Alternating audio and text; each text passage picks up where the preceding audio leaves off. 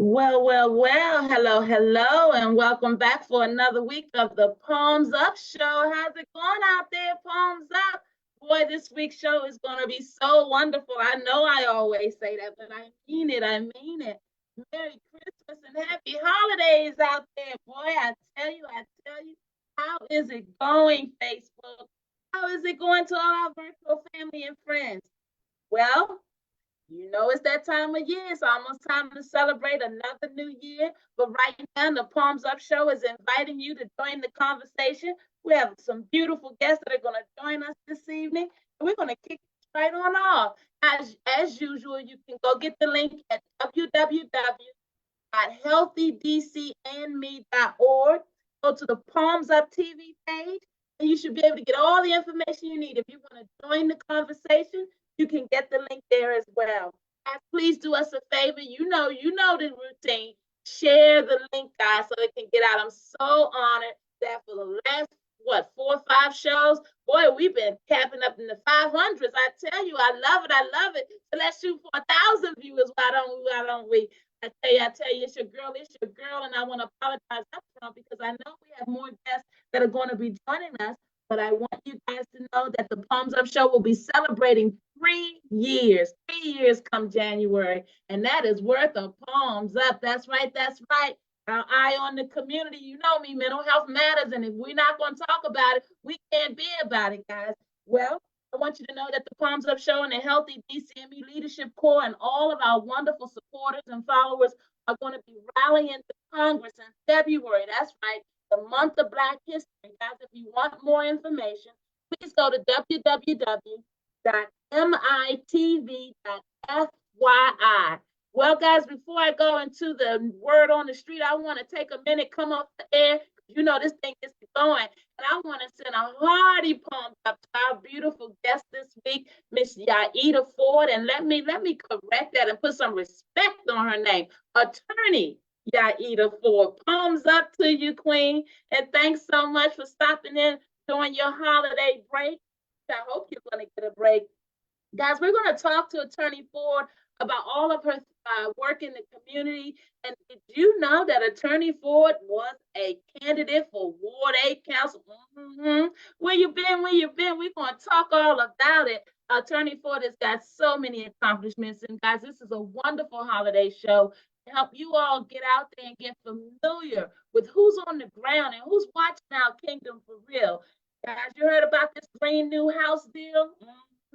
This Green New Deal for Housing Act, word on the street says they're going to help you guys to save money on your rent. You know that's how they get your attention, tell you you're going to save some money. And I get it. I get it. We need to save some money. But guys, we got federal vouchers and Section 8 and all kinds of opportunities to be able to offset our income. But do we really want to all be grouped into one sections of the city, one building, everybody in the building, back to this public housing model? I'm a little worried about this, guys. It's a little dangerous. You guys have to ask some questions out there. They make it sound really nice and really pretty, but what is the underlying factor? I want you to know that right now in Washington, D.C., the nation's capital, white households have 81 times the wealth over Black households and 22 times the wealth over Latina households.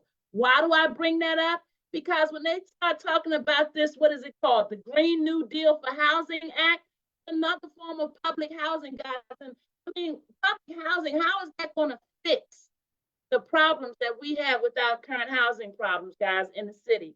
How is that going to be the answer? Guys, word on the street says that these bullets are still going off. Yes, yes, yes.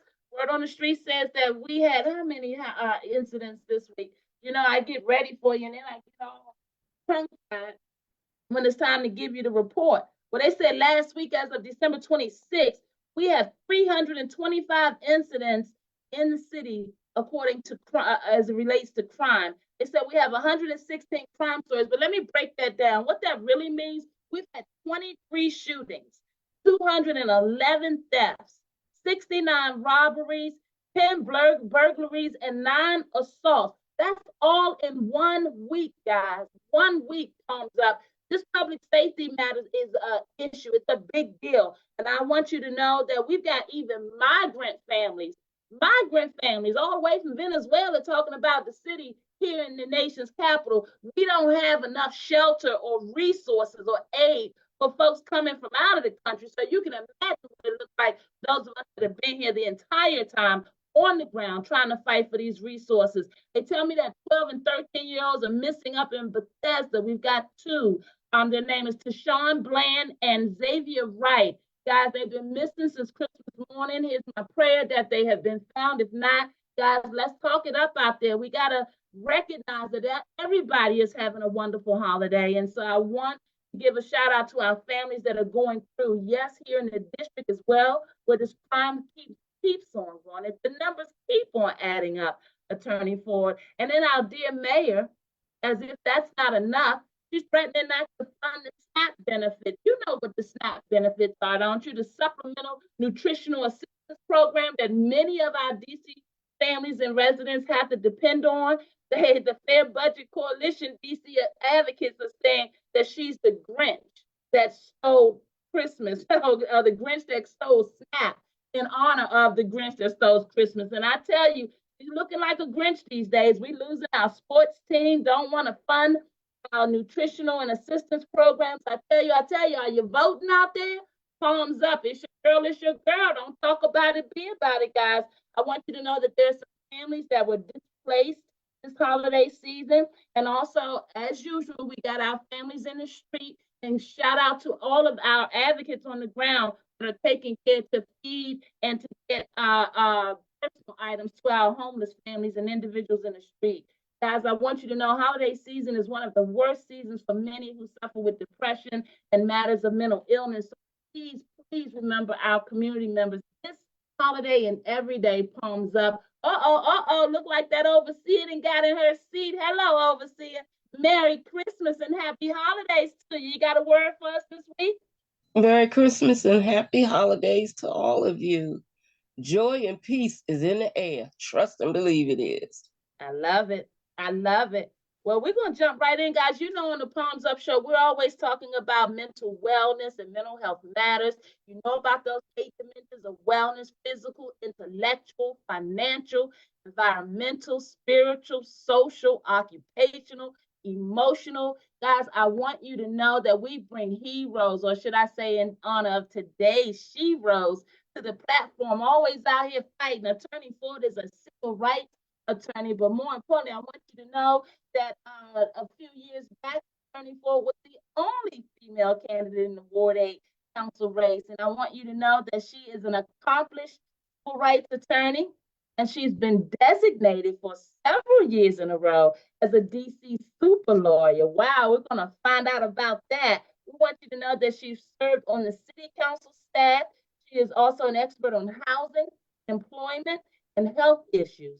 I want you to know that she's one of the first lawyers to work in the legal aid office at the big chair in Ward 8. Shout out Ward 8, thumbs up. So in other words, Attorney Ford is a soldier like that out there in those streets. Hello, Attorney Daida Ford. Guys, please give her a warm palms up and welcome, Queen. Thank you. I'm doing good. Merry Christmas to you. Good to see you. Good to see you, Overseer. Good to see you, Rhonda. Thanks for having me on.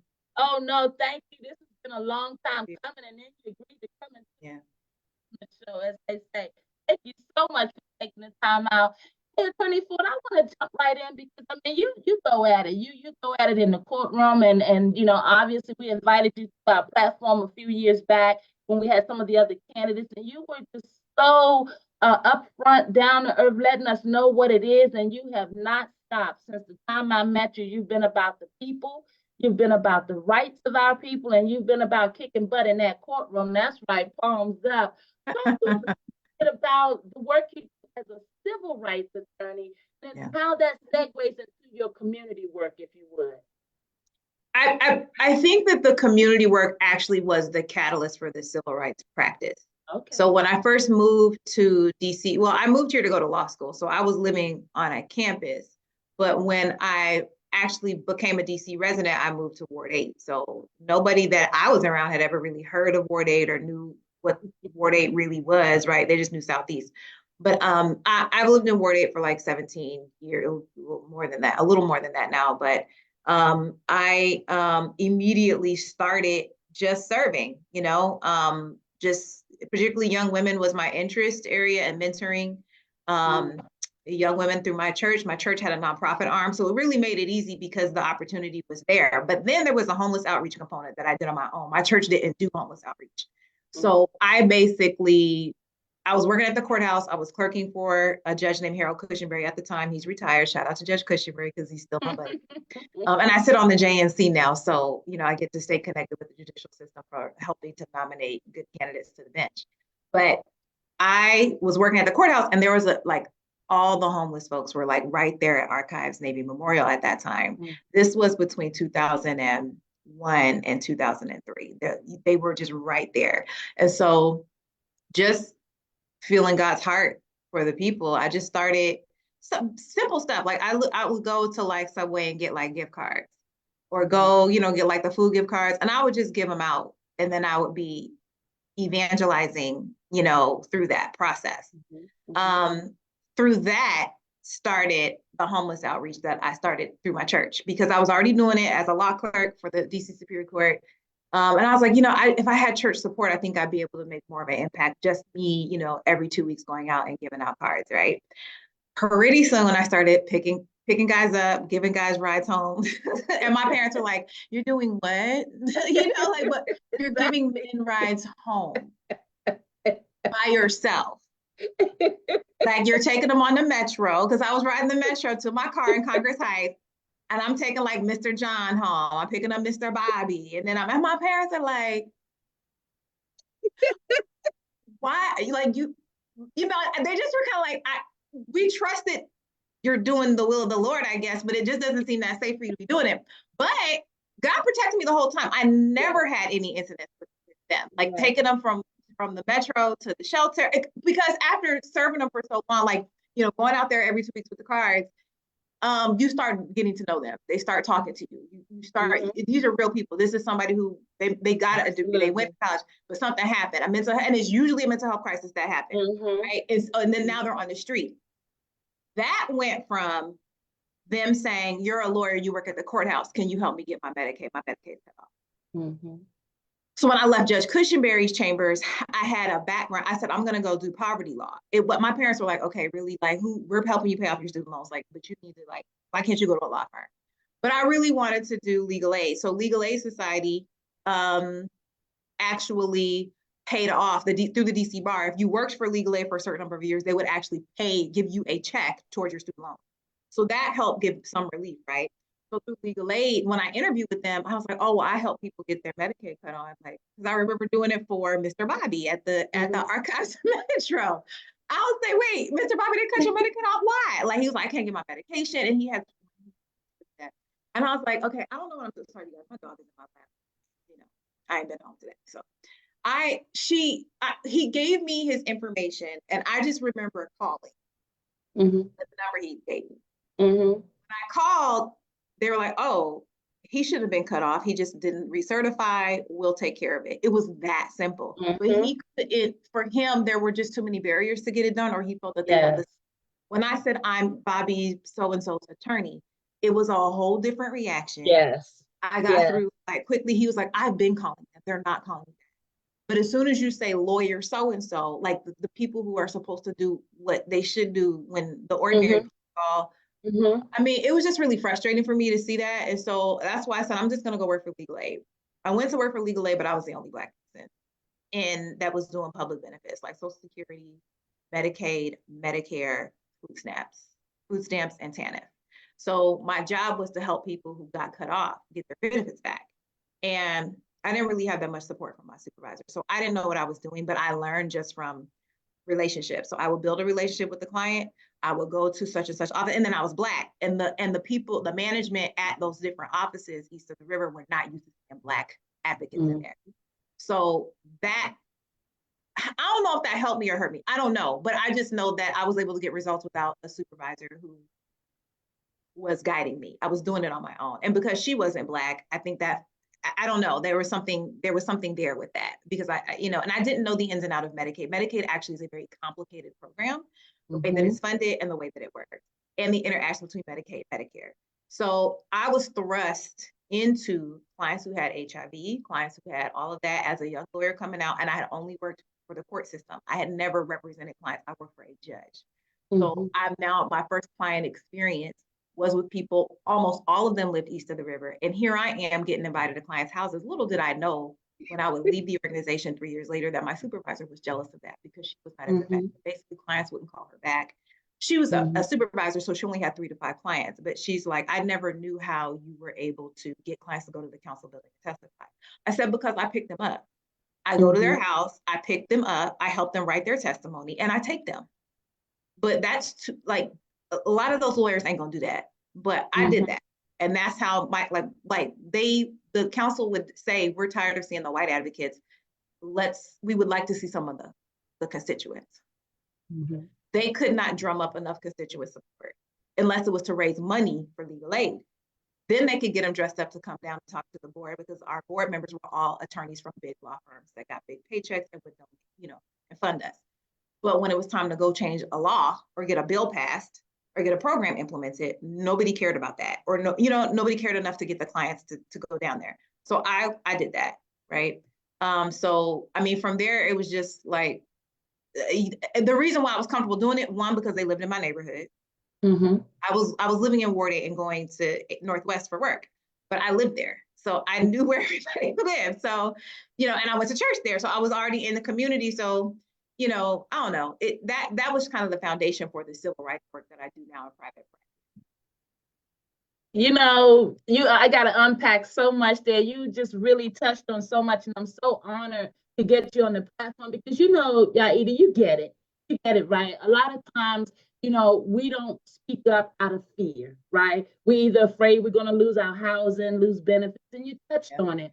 And a lot of people, why we became advocates as opposed to pigeonholing ourselves, we felt into one particular program. When we went out there, we saw so much on the ground, and it was just the reality, like you said, it'd be something small, like not to the person going through it, but not knowing the system or having a system that wasn't friendly enough to help you work through it. Some folks are walking around without medical coverage just because they didn't recertify or didn't have a piece of paper to do so. Some of our folks, like you said, are suffering from mental health challenges, and a lot of times that gets in the way of them being able to go and take care of their business. They don't want to wear labels, so they dodge it. And it's a big deal to have an attorney. You didn't have to do this. That just speaks volumes to your heart. I remember seeing you advocating and speaking out for a student, I think it was a disabled student in the school system. You were litigating a case in that. Can you talk a little bit about the depth of where your work takes you? Because a lot of families out there suffer just not knowing. Yeah. So it's really hard, right? So now I'm getting ready to start tearing. So the work I do is really hard. Because that's this beautiful queen. God bless you. It's really hard because I can't serve everybody. There's only one of me, and there are not enough lawyers in our city doing what I do. So most of the cases I turn down because I just don't have the capacity or enough soldiers or boots on the ground to do it. The DCPS work came, actually there's an attorney named Nigel Atwell who does educational law. He's a Black male who's a former teacher. And we don't have a lot of Black men in education. That's right. But he now does education law. So he was like, yeah, I'm getting calls, man, about DC public schools. Now, Nigel's never tried a case. So he was like, I need a trial lawyer. So I need you to take these to trial. If you would just let's work together to get them to trial. And so I'm like, well, what's happening? And it was crazy, the phone calls that he was getting. I mean, the first baby was force-fed by a teacher's aide. And she was like 3 or 4 years old.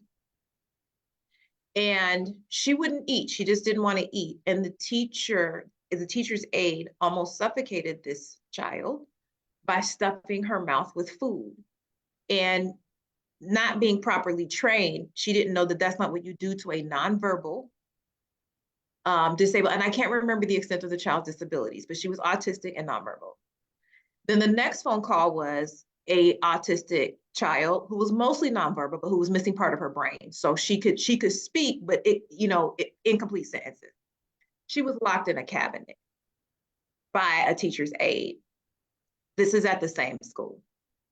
And the teacher's aide locked her in the cabinet because he thought it was funny. And she was banging and screaming, and another teacher heard her and let her out of the cabinet. When he was confronted by the principal, he said that she likes to go in there, and she was going in there for like playtime. But there's something in our public school system called restraint and seclusion. It's pretty much, it's not banned, but there's a lot of restrictions around it. You can't discipline a child by locking them in a room. There's certain things that you have to do with autistic children. But his excuse was none of that. She wasn't misbehaving. He just put her in there.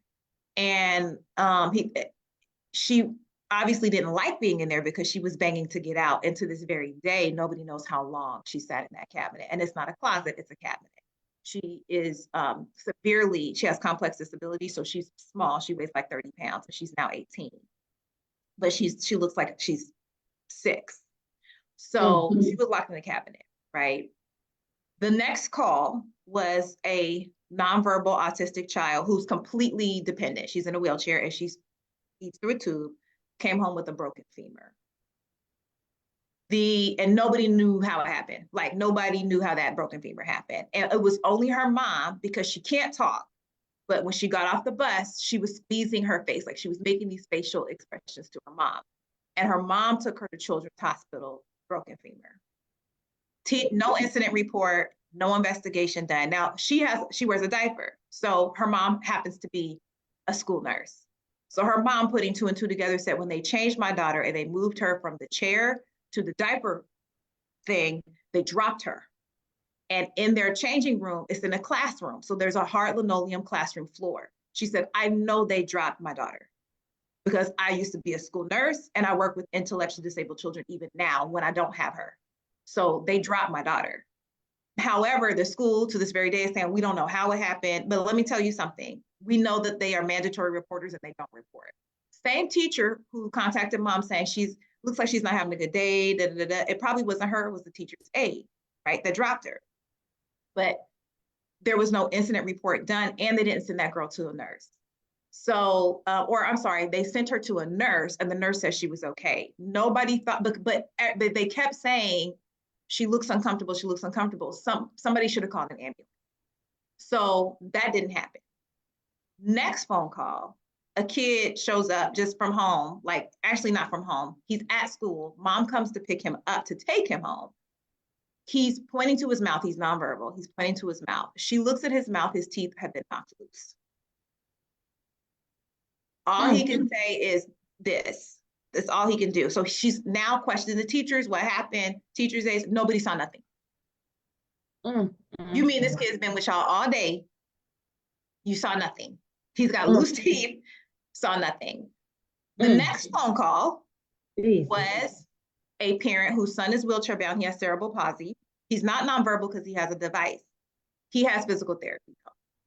His physical therapist, who works for DC Public Schools, or who worked there at the time, I guess, although she denies this because I took her deposition already, put her hand over his nose and his mouth to keep him from breathing as a way to discipline him. So him being in a wheelchair, because she cut off his breath, he leaped out of the wheelchair, like physically jumped out of the wheelchair. And he was able to use his speech device to tell his mom. So altogether, I represent all 5 of those children. Actually, I'm missing one. The 5th child, this is the worst. We're back now at the same school. 4 of these incidents happened at the same school. I'm sorry, 3 of them. He's nonverbal, completely nonverbal, but he's able-bodied. He can walk, unlike some of the other ones. His teacher slapped him in his face with an open palm in class, and everybody saw it. And almost everybody reported it except that teacher whose girl had the broken femur. So she has a pattern of not reporting these things. So she's, again, slapped him in the face. There was an investigation. She lied to the investigator. The most discipline she got was every other Monday she had to go to they call it teacher jail. She had to go do some type of detention. But she was not terminated for what she did. And it was intentional slapping. The investigation came back, and that was the only official investigation that I have in my possession out of all 5 of these incidents. My God. Yeah, so, and this is DC Public Schools, and the school I'm talking about where 3 of these incidents happened is River Terrace. It's the only public school in the district that serves these children exclusively. And I mean these children by children with complex disabilities Yeah. and IEPs. So that case has been going on since January of 2020. Unfortunately, we did not have, and God bless him, he's retired now, but we didn't have a judge that was moving this case along. After praying for a really long time, really hard, we got a different judge, and he's been moving the case along. But I have to say, after deposing the chancellor, I took his deposition last Tuesday. He's very clueless to these problems. It was good for our case, but it's hard for DC Public Schools because he still remains, he's our chancellor. And he was oblivious to any of the, mind you, the clients had actually emailed him, and we kept those emails out of the 6,000 documents that they produced to us when I started this case. I found the emails, and he responded to the emails, didn't have any recollection of it. I don't know how you don't remember a broken femur in one of your schools with a kid who's in a wheelchair. I just don't know how you don't remember that. He didn't remember the kid being suffocated in the wheelchair. He didn't remember any of that. And certainly when I asked, like, didn't your lawyers, you knew you had to show up today for the deposition, like, no recollection in it. It just makes me feel like our school officials don't care. And he's the highest paid, I believe he's the highest paid DC Public Schools employee. Wow. And I just was, I'm not going to use the word frustrated. I was disheartened for him to sit across from me, Dr. Farabee, and we had to get a court order to take his deposition because the district refused to. So the judge forced him to sit for the deposition so I could get his testimony on these issues. And he just, you know, and one of my questions was, do you feel like you did everything you could to intervene on behalf of these kids? Yes. But there was no follow-up with the principal because I took her deposition first. I said, did anybody talk to you about these incidents at your school from the chancellor's office? She said no. And I asked her, do you feel like your staff are adequately trained? No. She said this out of her mouth. Have you asked the chancellor's office, or they call it the central office, have you asked DCPS central office for assistance in training? Yes. How long have you been asking them for training? Since 2015, when they opened River Terrace. Have they responded to you? And that's when she started wavering because she didn't want to throw anybody under the bus. And she was like, well, define responded to.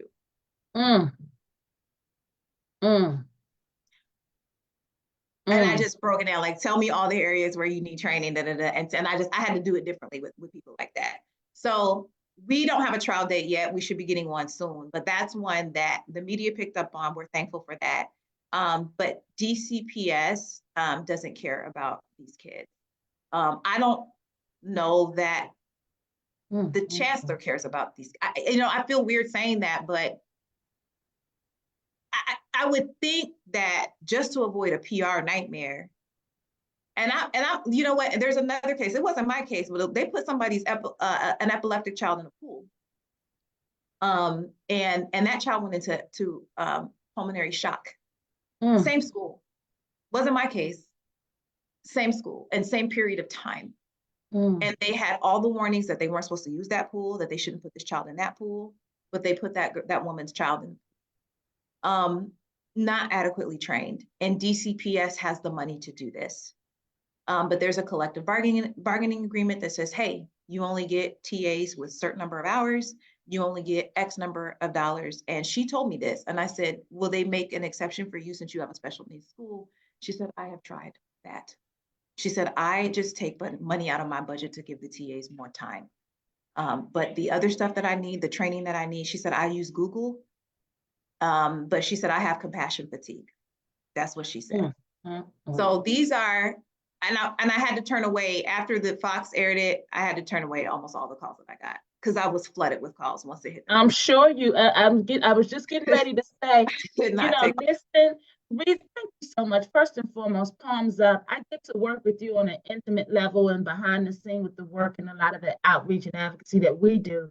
It's very hard to find a dedicated, genuine, authentic professional in this town. A lot of times folks that, these titles go to their head. And the reality is that we need more people of color that are helping to litigate cases for these citizens that are out here dealing with these housing and other mental health and environmental challenges, and we don't have them. A lot of the resources that they are circumvented to are not really accountable to them. They may mean well, but at the end of the day, it's a revolving door cycle. You and I share a lot of conversations in the background about how we can navigate such a broken system. And I'm going to be very transparent and say to you all that Yaida did a wonderful job helping me in the background and in the foreground for the communications aspect of my campaign, because it was so important for me to make sure that this message get out. Part of the reason why I'm so excited that Attorney Ford accepted an invitation to the Palms Up platform, because I need you guys out there to know that this is a war we're fighting, and our children, it's being fought on the backs of our children and our poor families. And we've got to do better about coming together.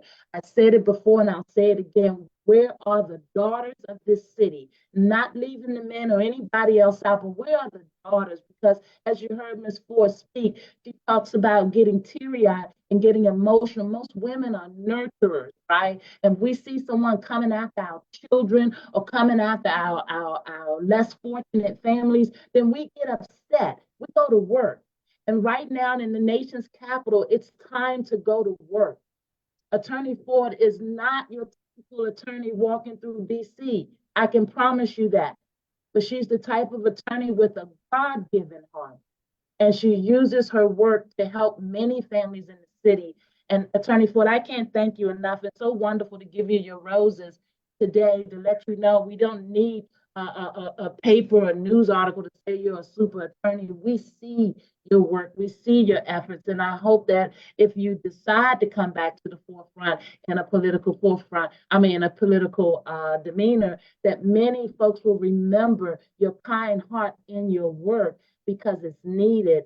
Everything, as you heard Attorney Ford mention, from housing to our DCPS school system, and I'm going to ask her to give her contact information in a minute. And as you heard her say, some cases she's just not able to take, but I want you to know that these are the kinds of professionals that the Palms Up Show, myself, and the Healthy DCME Leadership Coalition, these are the types of professionals and organizations that we're working with, because we see the brokenness on the ground. So guys, you don't have to stay in the shadows. You don't have to be ashamed. I want you to know that you can reach out. We're building an army. We see the brokenness, and if we didn't get here overnight, and it's going to take us all coming together to do something about it. And I want us to start at the head.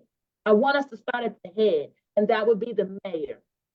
The mayor and all that she's failed to do, and I'm sure she intended to do well, but we got some work to do in this city, and we got to vote, and we got to start talking it up, and we got to start showing up. Okay, so now we have some people's attention because we lost the two very expensive sports franchises out of the nation's capital. Well, what about the homeless people sleeping in the street? What about these guns that have been going on for over 5-6 years straight, consistently? What about all the lives lost?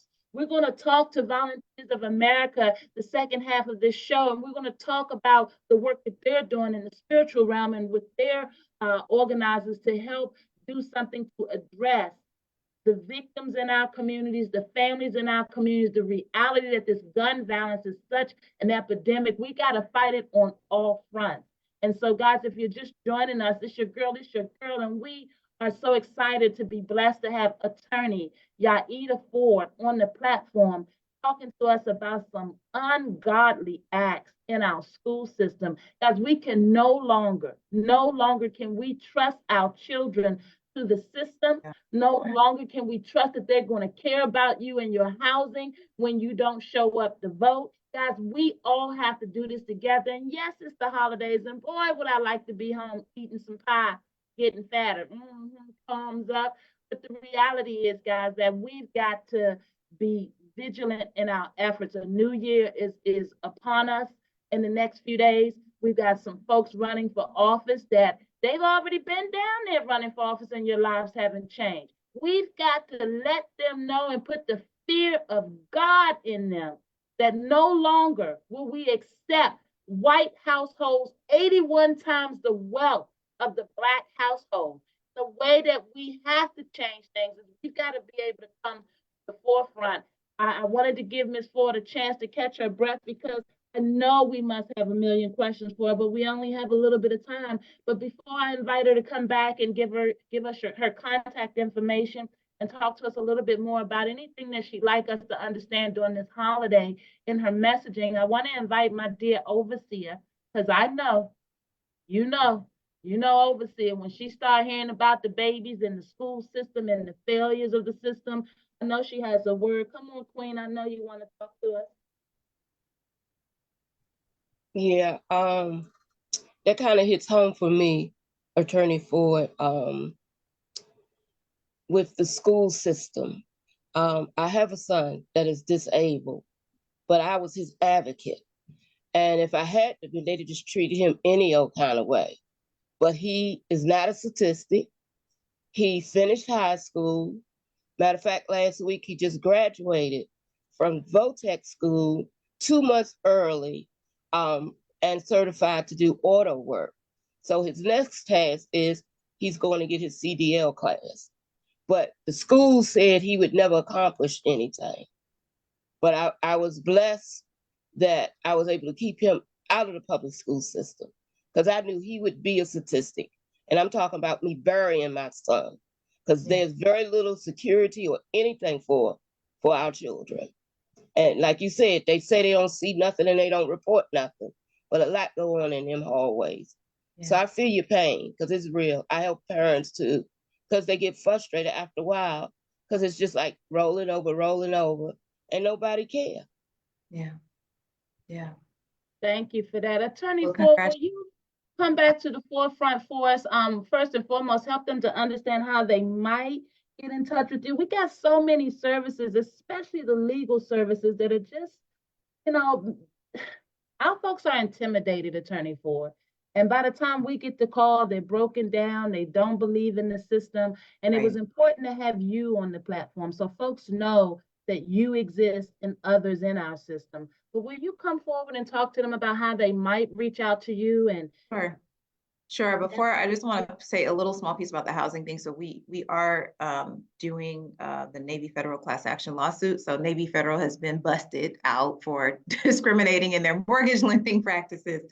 CNN released a huge report. So I'm going to give my law firm's website. I'll put it in the chat too. But my website is www.ford. That's my last name, Ford Law Pros. You can see it in the name and the Zoom. So it's fordlawpros.com, no spaces. www.fordlawpros.com. If you are interested in finding out more about Navy Federal, if you are a Black person or a person of color who applied for a mortgage and you were denied despite your credit score or your income history, we're interested in talking to you because we are participating in that.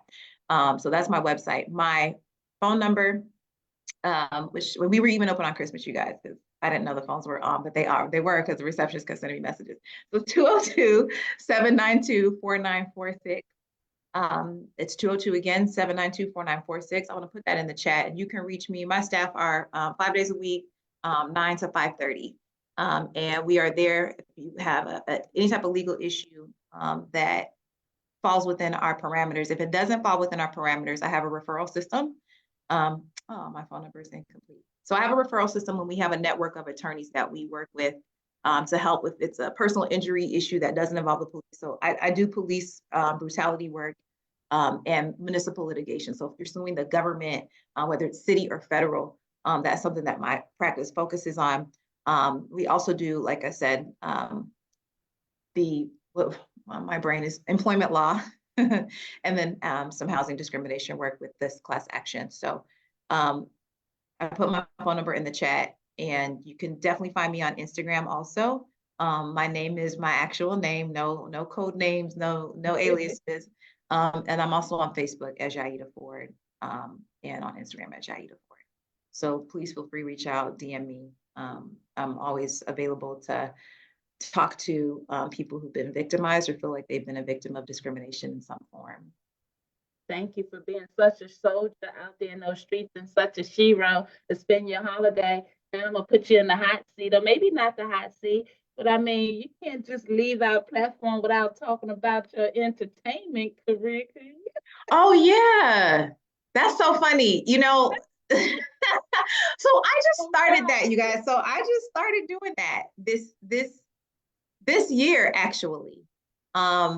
And let me just say, I don't represent every artist, y'all. Like, I represent a certain caliber artist. If you need criminal defense, because a lot of these rappers out here and celebrities need that. I don't do that. But I have been interested in the arts. You guys know I have a music video, I have a rap video. I don't call myself a rapper, but I'm a lawyer who raps on occasion. And so from there, I just have just liked the arts and been in the arts community, but I decided to step into it after a couple of friends kind of coached me into it. But they would bring me like contracts from reality TV shows. And I have a couple of clients who produce film. And so all the contracts, streaming networks, I mean, that's just the stuff that started coming into my lap. But what I realized was there's a civil rights segue with some of it, depending on the artist.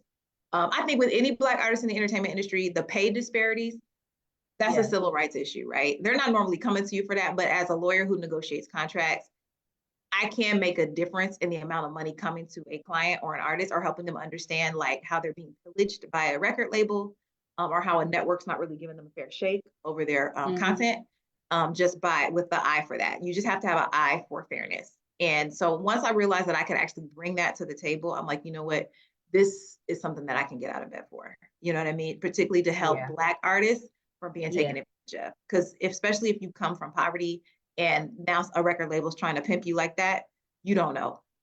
And so just being able to be a go-between. And then I'm fortunate. There are some artists like DC Black Broadway. They just signed up with my firm. I saw that. Congratulations. They are community-based, so I like them. They already have a nonprofit arm to teach kids about production and the not just acting, right? Like the nuts and bolts of theater. So I feel proud to have them as a client. So I feel fortunate. So I feel like I'm kind of branding myself as like the entertainment lawyer who works with like, the artist or the producer who cares about the community and who's giving back. Those are clients I can be proud of. They're not facing drug charges. Not that people don't go through stuff. I'm not saying that, but I do like clients that I can be proud of and that I can stand behind their work. I can go see their film without feeling like I need to get up and walk out because it's just super ratchet or it represents Black people in a way that I'm like, I'm just tired of seeing this.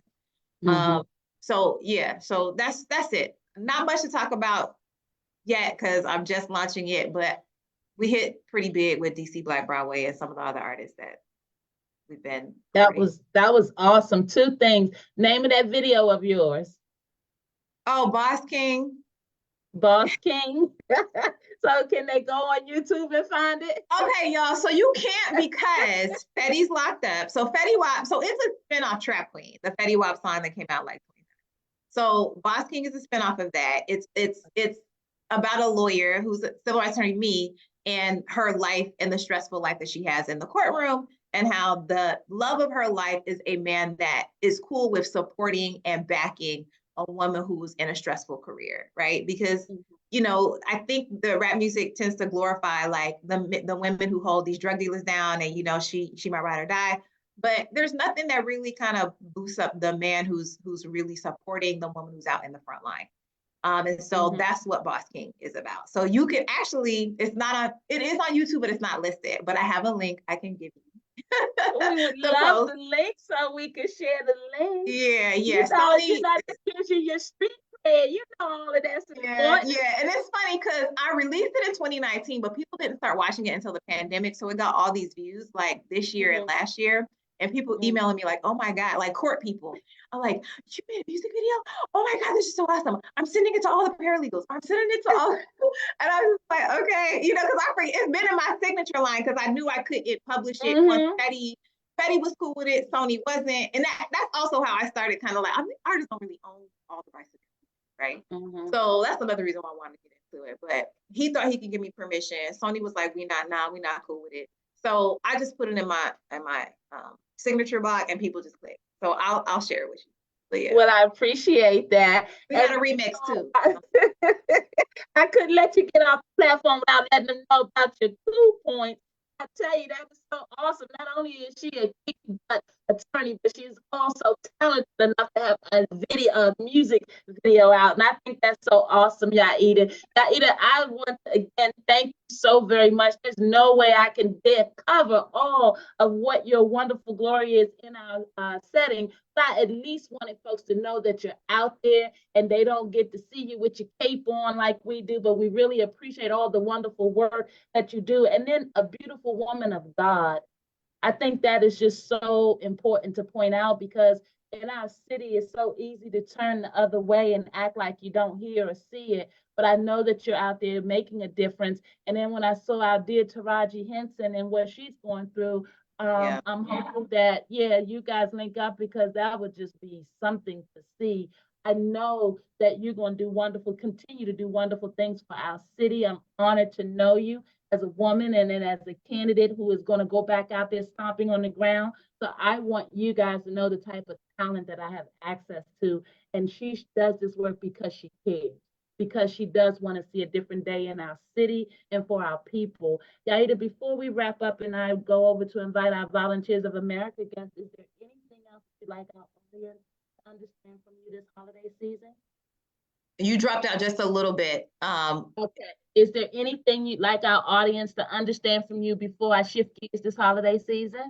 No, just that all lawyers aren't bad. I know we get a bad reputation, but we're not. There are lots of us who do this work, and we are just kind of either unsung about it because we're not always posting and all of that. I mean, it's not, there's no Black woman who's a national name for civil rights, right? We just see Ben Crump's face, on things that he doesn't even really work. Like, they're just lawyers who buy Ben's image. They buy his name, image, and likeness. And they're white firms that will say, hey, Ben Crump filed XYZ lawsuit, but when we peel the layers back, it's a white firm who just bought his name, and has an agreement with him to use his name to, to try to get some media or some press. Not all of us are that, right? There's those of us who really, really do this work. And not that Ben is not, somebody who has a heart or not. That's not my intent with saying that, but that he has a business set up that allows him to look like he's doing 25, 30 cases. It's not like that. So I just want to thank you, Rhonda, for having me on here, just to show this side of the law, that is compassionate. So yes, you are, Queen, and I am so looking forward, guys. This is Attorney Yaida Ford. Give her a very hearty palms up for me. You can reach her at www.ford, F-O-R-D law, L-A-W pros, P-R-O-S.com, fordlawpros.com, and you can reach her at 202-792-4946. This is one of our sheroes out there. Palms up and happy holidays to you. We're going to shift gears, and I believe, thank you, Yaida, and we'll be keeping in touch with Attorney Ford, and I'll be posting that link for that video for Boss King. So I want you guys to show her some love, show her some love and help her to trend as she should. Thank you so much, Queen, and happy holidays to your beautiful family. You got an awesome dad who's I had the opportunity. He's here now. Yeah, so please give him my love. I figured that. And palms up to you, Queen. Thanks so much. Bye-bye. And Dr. Graves, I see a Dr. Graves. Would that be Claudia Yates, perhaps? If so, would you unmute Dr. Graves either way and greet us? We had another guest lined up. This is Dr. Hamilton. I'm trying to reach Dr. Graves. I see you on mute. Okay, well, we're going to give them some time. Maybe they just want to be private. Maybe they just want to troll us and see what we're talking about. Let's not disappoint, dear overseer. Maybe they're having some trouble getting the phone off of mute. Hey guys, it's your girl, Merry Christmas and happy holidays out there. And happy birthday to all of my December birthdays out there. A very special shout out to my dear Aunt Cindy, who is celebrating her birthday today. My mom's sister, I love her dearly. I want you guys to know that we have been highlighting our heroes from the community so you guys know what we mean when we say that we're building an army. When we say mental health matters, we want you to know that we get it out there and we got to get enough of us together so that we can link arms and come out there and rescue more of you all so you guys will find your voice. Palms up. We get it. We get it. No one should be living in the conditions that you're living. But I want you to know now's the time that they're going to try to take advantage of you. Now's the time they're going to pour all that nonsense in your ears because you know it's election season. And I'm telling you, if you don't do anything else, please reach out to the Palms Up platform. Start learning about what's going on. Find out who's making decisions for you in your housing, for your babies in the school system. You don't have to know the law if you got soldiers and soldierettes prepared to come help you fight when these things are going on. These guns are still going off, and these folks want to go back in office that have been sitting in office all this time and haven't been able to stop these guns from going off. You know your girl Palms Up. You know I'm going to call it out. Shout out and Merry Christmas to our Woodland family, to our Marbury Plaza families, to our Woodbury Village family, to our Nash Street families. Hey, shout out to our Chesapeake Street families. Guys, it makes no sense to have so many citizens frustrated with their housing. You heard Attorney Ford say she's out here helping in these gaps. She's familiar with this housing situation. She sees the failure in the system. But if you guys aren't going to show up, and I mean show up, why aren't we stopping traffic? Ain't nobody got no reason living like that. Your baby ain't got no business going to no school system that is as negligent as the one that they're going to is. And we are the first ones, us Black people, oh, not my child, oh, we got it, we good. Well, if you're not good, check your neighbor. Check them and see if they're good. It's time to come back together and to raise a mighty voice. You see, I said mental health matters because I know in our communities we have this stigma. Must be something wrong with them because ain't nothing wrong with me. Well, guess what? If you're willing to live like you're living and not stand up for yourself, not show up, recognizing that you can't fight this fight by yourself, recognizing that your voice is needed, then they're taking advantage of you too.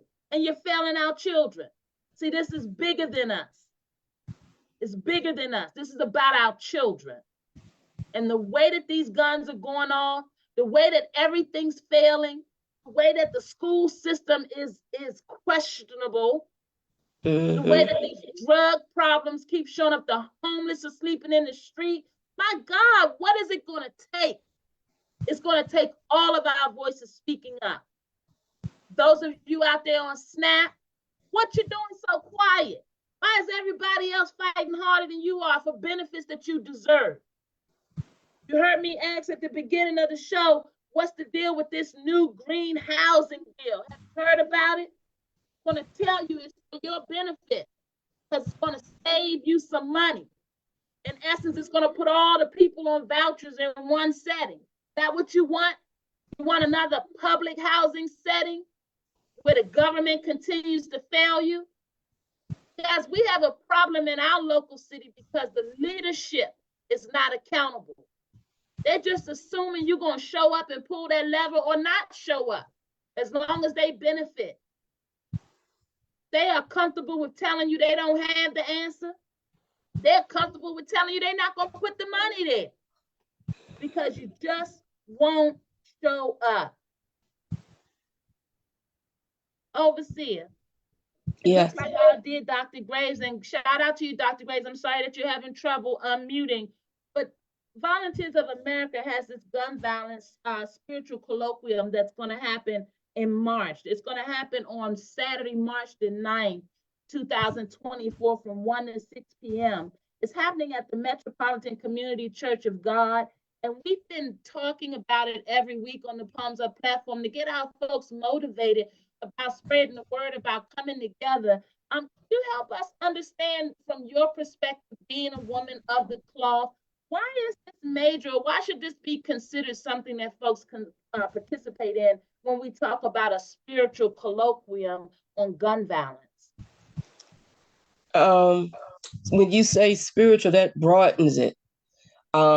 It's not about denomination or anything. It's just about helping people build their faith in various areas, especially in our community where the guns are going off and it's like an everyday thing.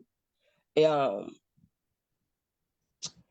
and the church doors continue to stay closed. The community asks for help, but the church really not there. It's some that are, but the majority of them aren't there. I think the event that's taking place on March 9th is a pull on telling these church leaders we need to stand together and get involved in the communities that our churches are in, and giving them an opportunity to be trained during that process to let them know how to handle it. It will also give you information. So if someone comes into your facility looking for help, you'll have a resource book where you can send them and help them. But most of all, get your nose out the air. See, my purple pill ain't kicked in there. Get your sacrilegious nose out the air, because we all have our faults and imperfection. And being out here on these streets in ministry, I hear a whole lot and I see a whole lot. And the community is crying, but the churches won't go to them. And if they come out there, all they thinking about is handing out tracts and prayers. And you got to do more than that. You have to do more than that. It's about relationship building and seeing where a person is at and then giving them the help that they need. That's part of ministry. That's a big part of ministry. It is. To a person. It is, and I'm glad you said that. It could be right at your door. Yes. At your door. Yes. And I'm so glad you point that out. Yes. Yes. Guys, on March the 9th, 2024, at the Metropolitan Community Church of Washington, D.C., as I was just saying, we want you guys to do something you didn't do last time we brought this to you. Yeah, I know you got a lot going on, but we need you guys to know something, that these guns continue to go off. The Volunteers of America, Chesapeake and Carolinas, Miss Jules Christian is the chaplain there, and she is heading More Than Thoughts and Prayers, which is a spiritual colloquium on gun violence, guys, and they are inviting us all to participate. They're still soliciting sponsors for the event, so if you are a major organization, a church that would like to attach your name to this wonderful event, then we're asking you to do so. You can reach out to Chaplain Jules. She would love to hear from you at 336-419-7579. They have a website, www.voachesapeake.org/spiritual colloquium. And you're going to be able to see the information for the event coming up on March the 9th. Now, I want you to know that they're saying this year is More Than Thoughts and Prayers, because we got to do more than just sit up and post about it, just calling and telling people that we got them in our prayers, although we want you to keep doing that, but we all can do something more. We can take it a step further, guys, and we can actually show up. We can show up for the community and show up for these families that are struggling. We've lost so many. I'm so honored to be a part of the Volunteers of America, Chesapeake and Carolinas Planning Committee for this gun violence colloquium. We want you guys to know that they're trying to pack the church with over 200 people in attendance. Guys, it's time to show up. They're actually asking if you guys would come out on the 9th, Saturday, March the 9th, from 1 to 6 p.m. It's free. You will eat. You will get information. They're doing a prayer vigil. They have some wonderful speakers lined up. And I want you to know that the whole basis of what they are bringing forward this gun violence colloquium for is to strengthen the community with dialogue, guys, with prayer and meaningful response. They're looking to foster the unity that should be in the community, but they're looking to foster unity and awareness for non-violent situations. Too many of our community members do not understand what conflict resolution looks like. Too many of them are still out there struggling, and they're using these guns to do their speaking. They are also bringing this colloquium forward for encouragement and tools to support victims of gun violence.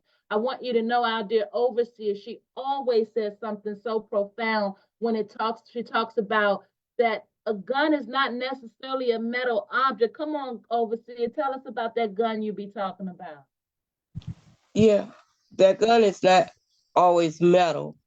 I say we all have guns. And when I say that, I mean the way we treat somebody, the way we treat ourselves, the way we think about ourselves, we think about others. The list could just go on. Your attitude, the way you speak.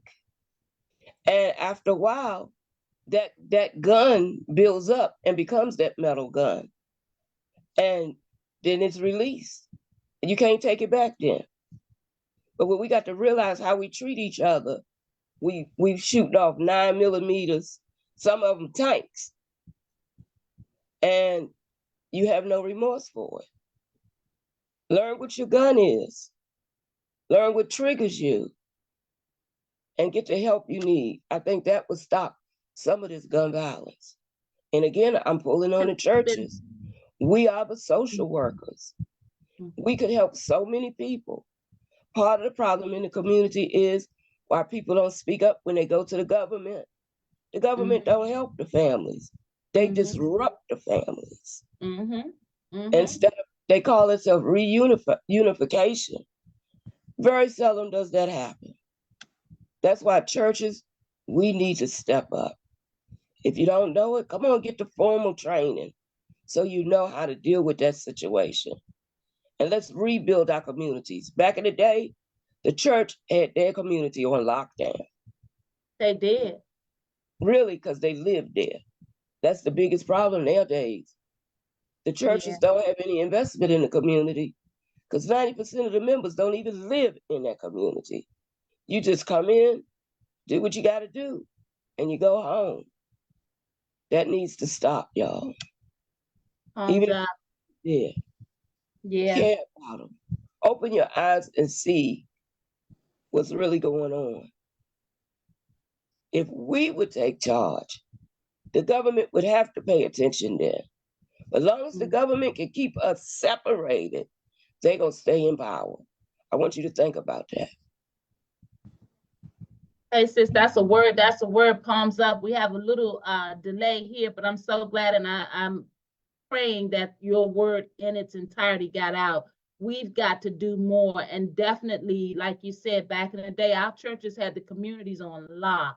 You didn't get anything done unless you stopped by the churches, but now everybody's selling out for $1. Not everybody. Volunteers of America has been around for over 160 plus years, and they have been actively in the community trying to be a part of what it's going to take to bring this gun violence to an end. They are very active with their mental health outreach and so many other aspects of outreach services to our citizens around the DMV area. On March the 9th, 2024, we're all getting together and we are supporting the Volunteers of America, Chesapeake and Carolinas, More Than Thoughts and Prayers, Spiritual Gun Violence Colloquium. It's going to be at the Metropolitan Community Church of Washington, D.C. I would greatly appreciate if you would go to www.voachesapeake.org/colloquium and get the information and share it. Or you can give Ms. Jules Christian, Chaplain Jules Christian, a call at 336-419-7579. She's helping to spearhead this wonderful event. She's looking for sponsors so that they can make certain that everything they intend for this event to be, that it will be that and more. We want over 200 people packing that church, and we can't do that without your help. Please share the link. Please commit to introducing this information to someone that you know that's either struggling with the gun violence situation, that has buried a loved one as a result of a gun violence situation, or someone who wants to tell their story. It's so therapeutic to be able to let people know who you are, who your legacy is, who you've lost. A lot of folks struggle to keep those legacies and those angels that they've lost, their legacy alive, their life alive. This is a beautiful way to do that by telling your story. Let Chaplain Jules know that you'd like to be a part of this. Guys, don't keep this information to yourself. Chaplain Jules Christian can be reached at 336-419-7579. There is a prayer vigil, a prayer walk. There are wonderful speakers, food, excitement, all kinds of things going on to show that we can come back and put the unity in community. Don't just talk about it, be about it. March 9th gives you plenty of time to get involved as a sponsor, plenty of time to get your neighborhood involved, plenty of time to get that family that you've been trying to reach, that you've been outreaching to. Guys, we have to all do this together. And as you heard earlier in the show, we had 325 incidents of violence going on this week in the city. 23 of them were shootings alone. I know you're seeing the headlines where we're losing folks day in and day out. We've buried so many. It's time to do something different. We're coming to the end of another year with God's grace and his mercy, and we're still plagued by this gun violence. Guess what else we're plagued by? We're plagued by unaccountable leaders who still have so many families living as they are. If we're going to talk about it, we got to talk about it. Because when we are down as a community, that's when they capitalize, and that's when they come in and try to divide us even more. Attorney Ford was a wonderful guest, came on and gave you a real understanding of how it is to fight a system that is wronging our children. And let's be clear, their first step is not to make a report. Their first step is not to call the police. We fight this system daily, and the reason that they do things that they do is because they're getting away with it, guys. It's your girl, it's your girl. If I'm going to come up for the holidays and do this Palms Up show and take a break from my family, I'm going to have to give it to you real, guys. We have got to get going. People that are living without the benefits that they need, living without the housing that they need, ought not be so quiet. Palms up. We do this show to let you know you're not by yourself. We're going to fight alongside you, but we can't be louder than you are about your situation. So I say, and I say again, mental health matters. Guys, it is important that you recognize that there's a wellness that you should strive towards. Mental health has many different layers, and we're not doing any of ourselves justice to sit back and point fingers when we see people going through and we don't do anything to try to help folks. Some folks have long-term impacts. Some folks have short-term. Some folks are just going through something as simple as not having the assistance that they need. Not having the assistance that they need, guys. So it's your girl, I know it's about time for us to wrap up. Happy holidays out there. Merry Christmas out there. If you're feeling a little generous and you want to support our wonderful work, the Cash App is Palms Up number 4MI. Guys, we want you to know that there's so many families going through. I hope that you will be safe because the bullets are flying still. We still have so many unhealthy adults that need some healing. We still have many unhealthy youth that need an ear, a listening ear. Guys, if there's anybody out there in crisis, needing help, you can call or text 988. You don't have to stay in that same circumstance. HealthyDCandMe.org is our website, our advocates. We take calls through the holiday season. We are still on this ground doing this work because we realize it's going to take all of us, guys. Palms up. Please don't just talk about it. Let's be about it. You have much work that you can join us in. We're going to Congress in February, www.mitv.fyi. We're going to fight for our citizens of dialysis. There are so much going on. Everyone's capitalizing on the backs of poor people, on the backs of Black people. When will we stand up? When will we raise our palms up and say enough is enough? Guys, it's time to come back. It's your girl. I'm going to invite Overseer to give us a final word. I thank you for staying with us. We're a little over the hour, but hey, It's Christmas. Yes, it is. And in a couple of days, we'll be going into a new year. And what I like to close is this: you can't erase the past. What's done is done. Stop looking back. Start looking forward. Write you a list of things you would like to accomplish, but a realistic list, and work it next year. If you only complete 2 things, you still accomplish something. You're greater than people say you are, but you got to believe in yourself first. Love you and Happy New Year. All right. That's a word. It's your girl, representing. That's right. The Palms Up Show will be celebrating 3 years on air next year. We're going to do something wonderful to make sure we celebrate all these wonderful guests that come to the platform.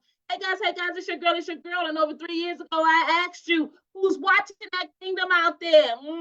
Palms up to you guys out there. Thank you for all the wonderful messages, all the wonderful love, sharing the feed, but most importantly, thank you for what you're getting ready to do. Thank you for joining us in all of our wonderful outreach. Thank you for getting this link out so people know that we got to come together as a community. Guys, the nation's capital is supposed to be the example. Can I get my daughters of the city to stand up? Our babies need us. Stand up. Our homeless folks need us. Stand up. Our communities need us. It is time to band together. It's your girl. Got a few more days left before the new year comes in.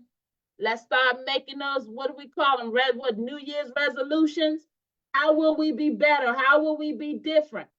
Happy holidays. Enjoy all that wonderful food. Enjoy your family out there. Happy birthday to our December birthdays.